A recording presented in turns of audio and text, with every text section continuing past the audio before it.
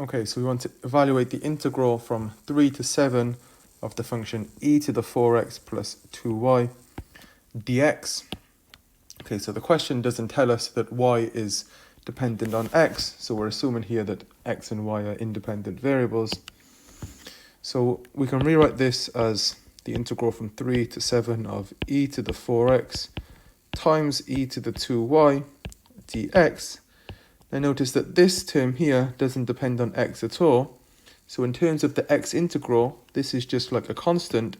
So we can actually pull this outside of the integral, and this becomes e to the 2y times the integral from 3 to 7 of e to the 4x dx. And now all we need to do is integrate this exponential function, or integrating the